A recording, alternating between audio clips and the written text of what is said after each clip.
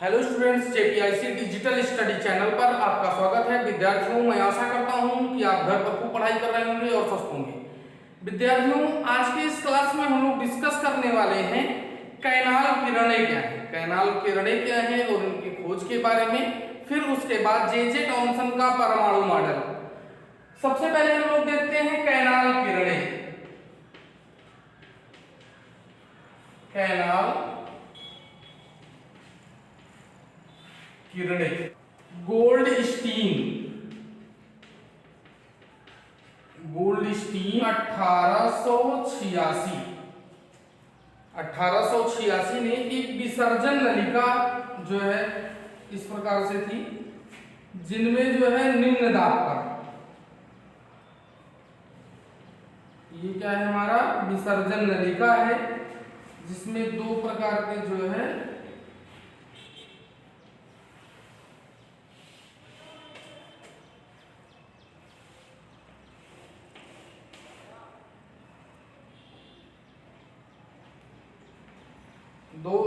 एक विसर्जन नलिका है जिनमें निम्न दाब पर गैस है, निम्न दाब पर गैस, और यहां पर क्या लगाया गया है कंप्रेसर। ये क्या है हमारा एनोड और ये क्या है हमारा कैथोड। ये धनावेश। जब यहां पर जो है विद्युत धारा प्रवाहित की गई तो कुछ किरणें इस तरफ से आ रही थी और कुछ किरणें जो है यहां से। तो गोल्डस्टीन ने एक प्रयोग किया कि जब छिद्रक इलेक्ट्रोड युक्त किसी विसर्जन नलिका में विद्युत धारा प्रवाहित की जाती है तो इन कैथोड के छिद्रों से कुछ किरणें निकलती हैं या इन कैथोड किरणों के पीछे प्रतिदीप्ति उत्पन्न होती है। क्या होती है? प्रतिदीप्ति उत्पन्न होती है। तो इन्होंने बताया कि यहां से इन छिद्रों से पास होकर के कुछ किरणें निकल रही हैं जो कि इस कैथोड के पीछे जो है प्रतिदीप्ति उत्पन्न कर रही हैं। इन्हीं किरणों को उन्होंने क्या कहा? कैनाल किरणें। कैनाल किरणें। बाद में जो है जे टॉमसन ने इन किरणों का अध्ययन करने के बाद इसको जो है गोल्डस्टीन ने कहा था कि ये कैनाल किरणें हैं और ये कैनाल किरणें क्या है कि कैथोड के पीछे प्रतिदीप्ति उत्पन्न कर रही है। कैनाल किरणों का अध्ययन करने के बाद 1897 में जे टॉमसन ने इन्हें क्या कहा? धन किरणें। इन्होंने जो है बताया कि ये किरणें क्या है? कैनाल किरणें धन किरणें हैं और इसके कुछ गुण बताए कि कैनाल किरणों के क्या क्या गुण हैं जिनके कारण ये क्या कहलाती हैं? धन किरणें कहलाती हैं। कैनाल किरणें या धन किरणों के गुण। धन किरणों के गुण। इन्होंने पहला बताया कि धन किरणें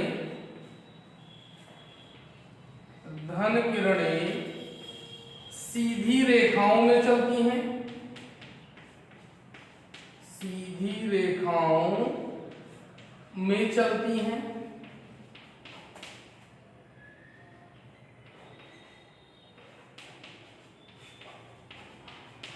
इन्होंने पहला गुण क्या बताया कि जो धन किरणें होती हैं ये सीधी रेखाओं में चलती हैं। दूसरा इन्होंने बताया कि धन किरणें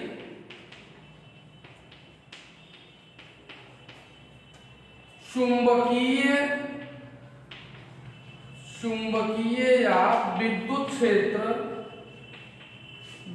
क्षेत्र में विक्षेपित हो जाती हैं।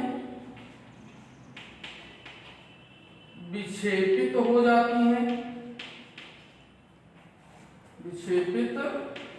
हो जाती हैं जिनकी दिशा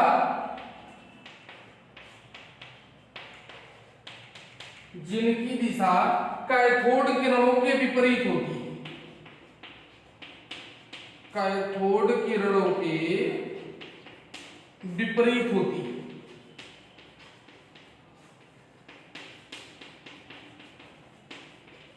इन्होंने बताया कि धन किरणें चुंबकीय व विद्युत क्षेत्र में क्या हो जाती हैं, विक्षेपित हो जाती हैं, जिनकी दिशा क्या होती है, कैथोड किरणों के विपरीत होती है। उनका विक्षेपण और उनका विक्षेपण क्या होता है, बिल्कुल विपरीत होता है। तीसरा गुण इन्होंने बताया कि धन किरणें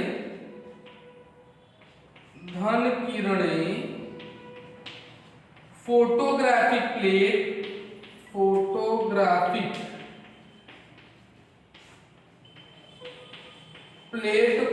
प्रभावित करती हैं,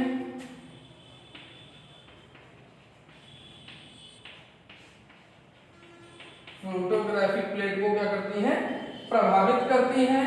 और चौथा इन्होंने बताया धन किरणें धातुओं की पतली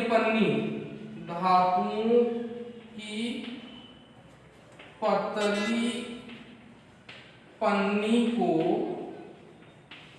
बेध देती हैं। इनके बेधन की प्रबलता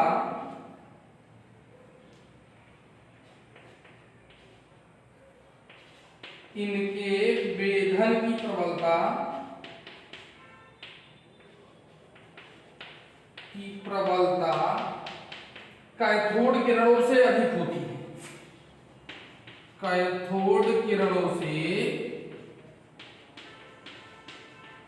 अधिक होती है।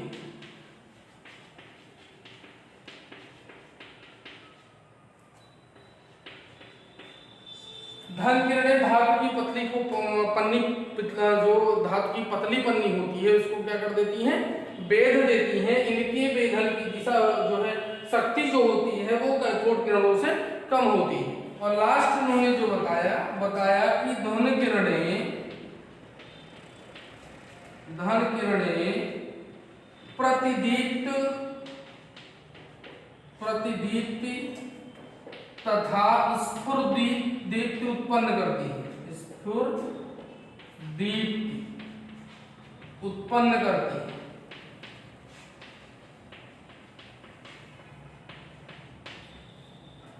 इन कैथोड कैनाल किरणों का जो है अध्ययन करने के बाद जे टॉमसन ने जो है इन्हें धन किरणें कहा और जिनके कुछ गुण बताए, जिनमें है धन किरणें सीधी रेखाओं में चलती हैं। इसके उन्होंने जो है प्रयोग बताया कि रास्ते में कुछ जो है एक ऑब्जेक्ट रखने पर जब ये जो है आगे जहां पड़ती हैं, जहां पर ये प्रकाश उत्पन्न करती हैं, वहां पे उसकी परछाई दिखी, इससे यह प्रतीत होता है कि ये किरणें क्या होती हैं, जो है सीधी रेखाओं में चलती है, दूसरा इन्होंने बताया कि धन किरणें चुंबकीय या विद्युत क्षेत्रों में विक्षेपित हो जाती हैं, तो उस विसर्जन नलिका के दोनों तरफ जो है विद्युत क्षेत्र या चुंबकीय क्षेत्र स्थापित करने के बाद कैनाल किरणें जो है ऋणावेशित भाग की तरफ मुड़ जाती थी। जिस तरफ ऋणावेशित भाग होता था जो है चुंबकीय क्षेत्र का, उस तरफ मुड़ जाती थी, जिससे यह प्रतीत होता है कि ये किरणें जो है धनावेश युक्त है और कैथोड किरणों के विपरीत जाती है। तीसरा उन्होंने बताया धन किरणें फोटोग्राफिक प्लेट को प्रभावित करती हैं। जो आपकी धन किरणें होती है, कैनाल किरणें होती है, फोटोग्राफिक प्लेट को काला कर देती हैं। धन किरणें धातुओं की पतली पन्नी को बेध देती हैं, जिनकी वेधन प्रबलता जो है कैथोड किरणों से कम होती है। अगर इनके रास्ते में धातु की पतली पन्नी रख दी जाए तो वो उसको पार करके चली जाती है और यह वेधन क्षमता जो है कैथोड किरणों में उतनी नहीं होती है। लास्ट में बताया धन किरणें प्रतिदीप्त तथा स्फुरदीप्ति उत्पन्न करती हैं। तो इस प्रकार से कैनाल किरणों का अध्ययन करने के बाद ये जो है इन्होंने कुछ अभिकल्पनाएं दी। उसके बाद इन्होंने जो है ना परमाणु मॉडल प्रस्तुत किया, जो कि परमाणु की खोज के क्रम में जो है प्रथम परमाणु मॉडल था, जो कि जे टॉमसन ने 1897 में जिसकी खोज की। टॉमसन का परमाणु मॉडल।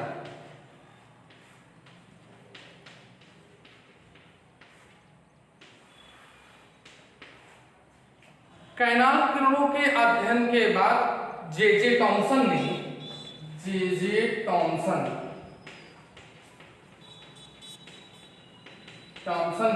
1904 में अपना परमाणु मॉडल प्रस्तुत किया, जिसमें उन्होंने बताया कि परमाणु एक अतिसूक्ष्म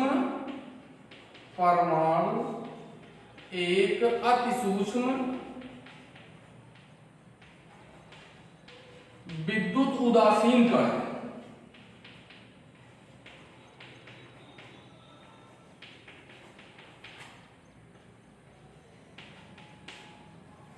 जो धन आवेशित तथा ऋण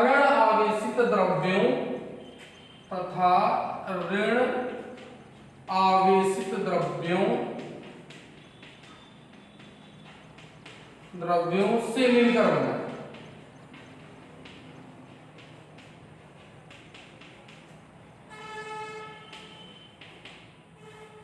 जिसमें जो आपका धन आवेशित कण होता है या धन आवेशित द्रव्य उस परमाणु छोटे से भाग में समान रूप से फैला होता है, और जो ऋणावेशित द्रव्य होता है वह उस धनावेशित भाग के बीच में बीज के समान धसा होता है। तो इन्होंने ये जो मॉडल बताया, इसको उन्होंने अपना तरबूज मॉडल कहा। इन्होंने बताया कि यह अतिसूक्ष्म विद्युत उदासीन कण है।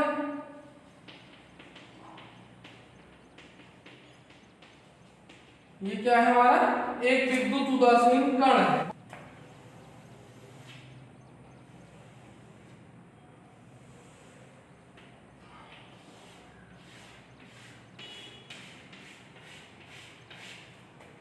इन्होंने बताया कि जो परमाणु होता है वो अतिसूक्ष्म गोलाकार क्या होता है? विद्युत उदासीन कण होता है, जिसमें धनावेश वो समान रूप से समस्त भाग पर फैला हुआ है। जो हमारा ये धनावेश होता है, ये तरबूज के लाल भाग के समान ये धनावेशित द्रव्य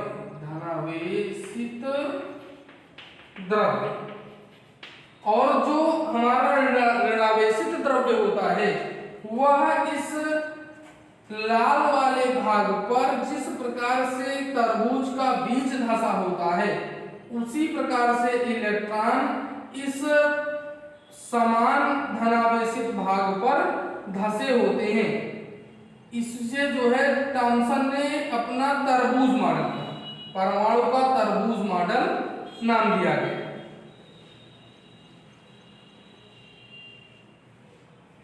इसे क्या नाम दिया गया? परमाणु का तरबूज मॉडल नाम दिया गया। ये हमारा क्या है? ऋणावेशित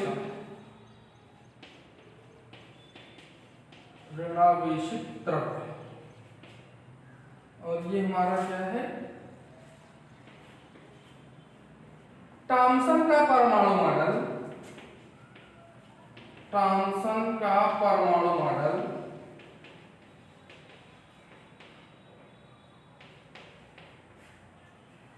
परमाणु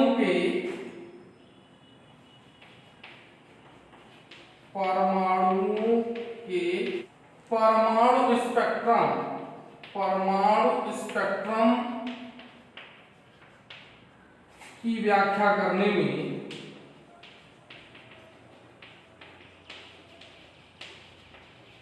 असफल रहा। जो टॉमसन का ये परमाणु मॉडल है वो परमाणु स्पेक्ट्रम जो उत्पन्न होता है उसकी व्याख्या करने में असफल रहा। तो इस प्रकार से टॉमसन ने अपना पहला परमाणु मॉडल प्रस्तुत किया, जिसके अभिकल्पनाएं ये हमारी थी। परमाणु नाभिक की खोज।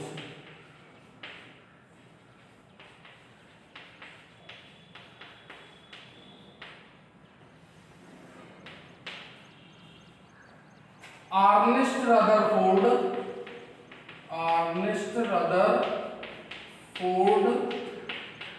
और उनके शिष्य 1911 और उनके शिष्य गाइगेर और मार्सडेन। इंग्लिश भौतिक वैज्ञानी अर्नेस्ट रदरफोर्ड 1911 और उनके शिष्य गाइगेर और मार्सडेन ने धातु के पतले पन्नों पर या धातु के पतले चादरों पर जो है अल्फा कणों के प्रकीर्णन के द्वारा जो है एक प्रयोग किया, जिससे जो है हमारे नाभिक की खोज की। उन्होंने कुछ इस प्रयोग में जो है कुछ अभिकल्पनाएं दी जो कि निम्न है। जैसे इन्होंने ये हमारी क्या है धातु की पन्नी है। इन्होंने क्या किया कि यहाँ पर अल्फा कण प्रकीर्णन करवाया। क्या किया? अल्फा कण प्रकीर्णन करवाया। तो इन्होंने देखा कि ज्यादातर जो किरणें हैं वो जो है पास्ट्रो हो जाती है, मतलब सीधे निकल जाती है। तो इन्होंने बताया कि ये किरणें चूंकि सीधे निकल जा रही हैं, इसलिए परमाणु का अधिकतम भाग जो होता है वो खाली होता है। इन्होंने बताया कि परमाणु का जो अधिकतम भाग है वह क्या होता है? खाली होता है, क्योंकि जो अल्फा किरणें थी वो सीधी रेखाओं में निकल जाती है। फिर उन्होंने बताया कि कुछ किरणें क्या होती थी, लगभग 60 डिग्री पर 45 डिग्री पर क्या हो जाती थी? घूम जाती थी। ऐसे जो है 60 डिग्री पर क्या हो जाती थी? मुड़ जाती थी। तो इन्होंने बताया कि इस परमाणु के कुछ भाग में जो हल्का सा घूमती थी, परमाणु के कुछ भाग में यहाँ पर कुछ धनावेश है जो कि इन किरणों को जो कि मार्ग को जो है विचलित कर दे रहा है, इन किरणों के मार्ग को विचलित कर देता है। फिर क्या हुआ? इन्होंने और किरणें जब आपतित की तो कुछ किरणें 180 डिग्री पर जो है पीछे की तरफ लौट गई। तो इन्होंने बताया कि परमाणु के एकदम बीचों बीच मध्य में कुछ भाग है जहां पर सघन धनावेश पाया जाता है। क्या पाया जाता है? धनावेश पाया जाता है। इसी भाग को इन्होंने क्या कहा? नाभिक कहा। इसी भाग को इन्होंने क्या कहा? नाभिक कहा। और इसी आधार पर जो है परमाणु के नाभिक की खोज हुई। परमाणु की नाभिक की खोज के बाद रदरफोर्ड ने अपना परमाणु मॉडल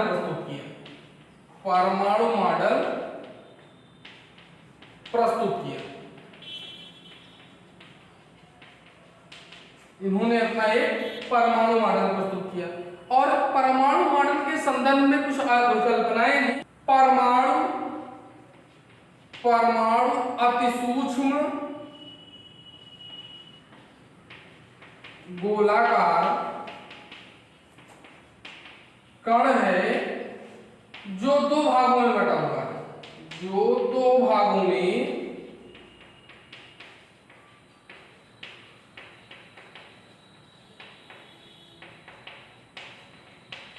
परमाणु अति सूक्ष्म गोलाकार कण है जो कि 2 भागों में बटा हुआ है। पहला उन्होंने बताया जो इस अति सूक्ष्म भाग का जो पहला भाग है धनावेशित नाभिक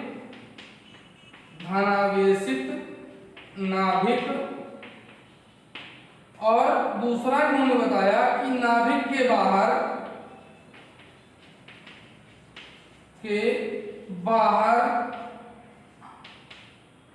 का विशाल क्षेत्र, नाभिक के बाहर का विशाल क्षेत्र। और दूसरा इन्होंने बताया कि परमाणु का समस्त धनावेश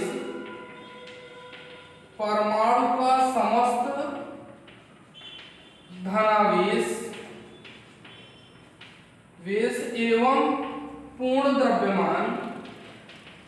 द्रव्यमान नाभिक में स्थित होता है।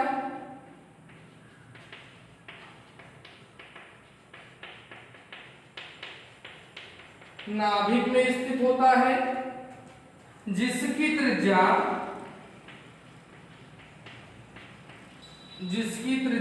10⁻⁻12 होती है, सेमी होती है,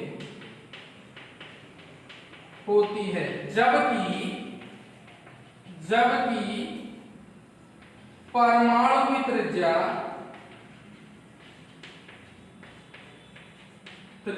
10⁻⁸ सेमी होती है। इन्होंने बताया कि नाभिक का जो संपूर्ण धनावेश होता है वह जो है परमाणु के अंदर नाभिक में और संपूर्ण द्रव्यमान दोनों उसी नाभिक में स्थित होता है, और जिसकी त्रिज्या जो है 10⁻⁻12 सेंटीमीटर होती है नाभिक की, और संपूर्ण परमाणु की जो त्रिज्या होती है लगभग 10⁻⁸ सेंटीमीटर होती है। तीसरा इन्होंने बताया कि परमाणु में इलेक्ट्रॉनों की संख्या, परमाणु में इलेक्ट्रॉनों की संख्या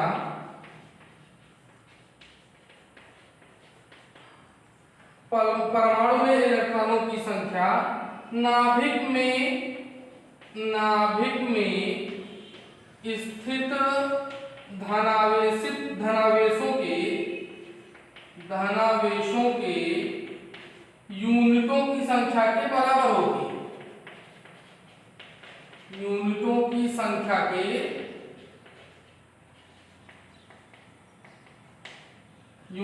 संख्या के बराबर होती है।